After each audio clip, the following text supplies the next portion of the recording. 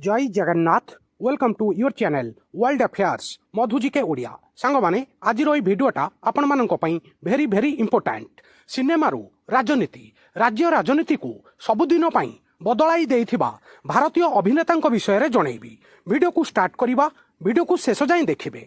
भारत रे सिनेमा एवं राजनीति दशंधि धरी एक गभीर एवं आकर्षणीय संपर्क बजाई रखिछि। अनेक चलचित्र तारका सेमानंकर अपार लोकप्रियता एवं सार्वजनीन प्रभाव को व्यवहार करी राजनीति रे प्रवेश करिसंती एवं शेषरे निज निज राज्यर मुख्यमंत्री मध्य होइछंती।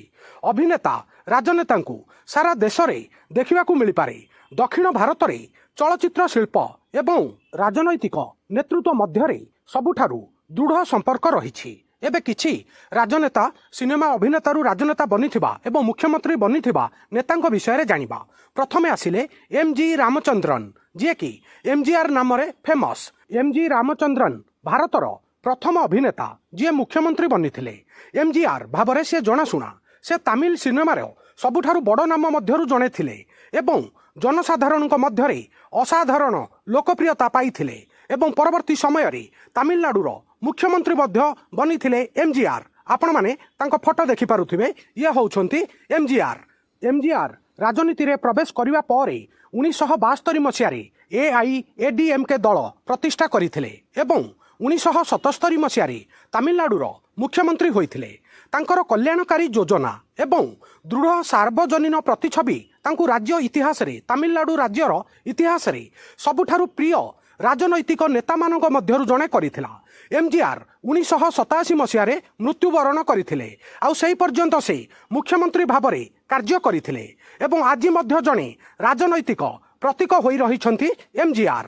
परवर्ती फिल्मी अभिनेतारू राजनेता बनिथिबा नेतांक विषय रे जानिबा। तांको नाम होउछि एनटी रामाराव जे कि एनटीआर नाम रे जनाशुना। एनटी रामाराव जे कि जणे किंबदंती तेलुगु अभिनेता थिले जे कि भगवान राम एवं भगवान कृष्णଙ୍କ भली पौराणिक चरित्र चित्रण पाई प्रसिद्ध थिले। आपण मान तांको फोटो देखि पारुथिबे ये होउछंती एनटीआर एनटी रामाराव। 1982 मसिया रे तेलुगु देशम पार्टी टीडीपी आरंभ करिथिले एवं 1983 मसिया रे आंध्र प्रदेश रो प्रथम अण कांग्रेस मुख्यमंत्री होई राजनैतिक इतिहास सृष्टि करथिले एनटीआर। सिनेमारू राजनीति को तांकर द्रुत अभिवृद्धि भारत रे सबुठारु उल्लेखनीय राजनैतिक यात्रा मध्यरु गोटिए होइकी रहिछि। मने रखिबे टीडीपी प्रतिष्ठा करथिले एनटीआर। परवर्ती नेत्री आसिले जानकी रामचंद्रन। वीएन जानकी जणे अभिनेत्री एवं एमजीआर पत्नी थिले। एमजीआर मृत्यु परे से 1988 मसिया रे तमिलनाडुर प्रथम महिला मुख्यमंत्री होइथिले। जदिओ तांको कार्यकाल मात्र 24 दिन थिला, यह भारतीय राजनैतिक इतिहासर सबुठारु कम मुख्यमंत्री पद मध्यरु गोटिए। राजनैतिक अनिश्चिततार समय रे तांकर नियुक्ति तमिलनाडु राजनीति रे एक गुरुत्वपूर्ण अध्याय भावरे चिन्हित होइथिला। परवर्ती नेत्री आसिले जे जयललिता तमिलनाडु। जे जयललिता भारतर सबुठारु सफल अभिनेत्री राजनेता होइथिबा व्यक्ति मध्यरे अन्यतम थिले। राजनीति रे प्रवेश करिबा पूर्वरु से 140 रु अधिक चलचित्र रे अभिनय करिथिले एवं दक्षिण भारतीय सिनेमा रे जणे प्रमुख अभिनेत्री होई पारिथिले। तांको फोटो देखि पारुथिबे ये होउछंती तमिलनाडुर पूर्वतन मुख्यमंत्री जे जयललिता जे कि आम्मा भाबरे जनाशुना। से एआईएडीएमके दलर नेतृत्व नैथिले एवं तमिलनाडुर मुख्यमंत्री भाबरे एकाधिक कार्य करिथिले। जयललिता तांको कल्याण नीति शक्तिशाली नेतृत्व शैली एवं भोटरଙ୍କ मध्यरे व्यापक लोकप्रियता पाई बेस जनाशुना थिले जे जयललिता।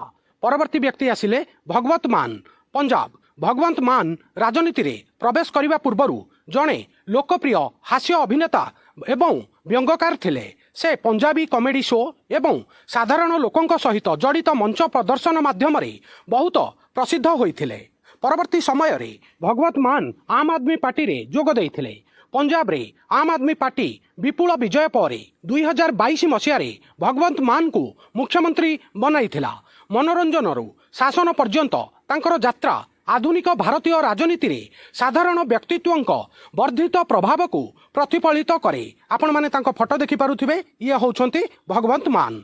एबे वर्तमान करेंट न्यूज को आसीबा। ଥଲାପତି ବିଜୟ ନାମରେ ଇଏ ବହୁତ ଫେମସ୍ ତାମିଲ ସିନେମାର ସବୁଠାରୁ ଜଣେ ବଡ଼ ସମସାମୟିକ ତାରକା ମଧ୍ୟରୁ ଜଣେ। ବର୍ଷ ବର୍ଷ ଧରି ସେ ବିଶେଷ କରି ଯୁବ ଦର୍ଶକଙ୍କ ମଧ୍ୟରେ ଏକ ବିଶାଳ ପ୍ରଶଂସକ ଅନୁସରଣ ସୃଷ୍ଟି କରିଛନ୍ତି। ଥଲାପତି ବିଜୟ 2024 ମସିହାରେ ତାଙ୍କର ରାଜନୈତିକ ଦଳ ତାମିଲିଗା ଭେଟ୍ରି କାଡଗମ୍ ଟିଭିକେ ଆରମ୍ଭ କରି ଆନୁଷ୍ଠାନିକ ଭାବରେ ରାଜନୀତିରେ ପ୍ରବେଶ କରିଥିଲେ। ବିଜୟଙ୍କର ରାଜନୈତିକ ପଦାର୍ପଣ ତାମିଲନାଡୁରେ ବିରାଟ ଉତ୍ସାହ ସୃଷ୍ଟି କରିଥିଲା, କାରଣ ରାଜ୍ୟରେ ଅଭିନେତାରୁ ରାଜନେତାଙ୍କ ଦୀର୍ଘ ଇତିହାସ ଥିଲା। ଅନେକ ରାଜନୈତିକ ପର୍ଯ୍ୟବେକ୍ଷକ ବିଶ୍ୱାସ କରନ୍ତି ଯେ ବିଜୟ ତାଙ୍କର ଲୋକପ୍ରିୟତା ଏବଂ ଦୃଢ଼ ଜନସଂଯୋଗ ଯୋଗୁଁ ଭବିଷ୍ୟତର ଏକ ପ୍ରମୁଖ ରାଜନୈତିକ ଶକ୍ତି ଭାବରେ ଉଭା ହୋଇପାରିବେ। ବର୍ତ୍ତମାନ ତାମିଲନାଡୁର ମୁଖ୍ୟମନ୍ତ୍ରୀ ଭାବରେ ଥଲାପତି ବିଜୟ ଶପଥ ଗ୍ରହଣ କରିଛନ୍ତି। ଏବେ ମୁଁ ଆପଣଙ୍କୁ କିଛି ଇମ୍ପୋର୍ଟାଣ୍ଟ ଇଣ୍ଟରେଷ୍ଟିଂ ଫ୍ୟାକ୍ଟ ବିଷୟରେ ଜଣାଉଛି, ଯେଉଁମାନେ କି ଆକ୍ଟରରୁ ଚିଫ୍ ମିନିଷ୍ଟର ବନିଛନ୍ତି। ପ୍ରଥମ ପଏଣ୍ଟ, MG ରାମଚନ୍ଦ୍ରନ ଭାରତର ପ୍ରଥମ ଅଭିନେତା ଯିଏ ମୁଖ୍ୟମନ୍ତ୍ରୀ ବନିଥିଲେ। NT ରାମାରାଓ ତାଙ୍କର ରାଜନୈତିକ ଦଳ ଆରମ୍ଭ କରିବାର ଗୋଟିଏ ବର୍ଷ ମଧ୍ୟରେ ମୁଖ୍ୟମନ୍ତ୍ରୀ ବନିଥିଲେ। ତାମିଲନାଡୁ ସର୍ବାଧିକ ସଂଖ୍ୟକ ଅଭିନେତା ରାଜନେତାଙ୍କୁ ମୁଖ୍ୟମନ୍ତ୍ରୀ କରିଛି। ଜୟଲଳିତା ଭାରତର ରାଜନୀତିରେ ସବୁଠାରୁ ପ୍ରଭାବଶାଳୀ ମହିଳା ନେତ୍ରୀ ମଧ୍ୟରୁ ଜଣେ। ବିଜୟଙ୍କୁ ତାମିଲନାଡୁରେ ସକ୍ରିୟ ରାଜନୀତିରେ ପ୍ରବେଶ କରିଥିବା ନୂତନତମ ପ୍ରମୁଖ ଚଳଚ୍ଚିତ୍ର ତାରକା ମଧ୍ୟରୁ ଜଣେ ବୋଲି ବିବେଚନା କରାଯାଏ। ଆଉ ବର୍ତ୍ତମାନ ତାମିଲନାଡୁର ମୁଖ୍ୟମନ୍ତ୍ରୀ ହେଉଛନ୍ତି ଥଲାପତି ବିଜୟ।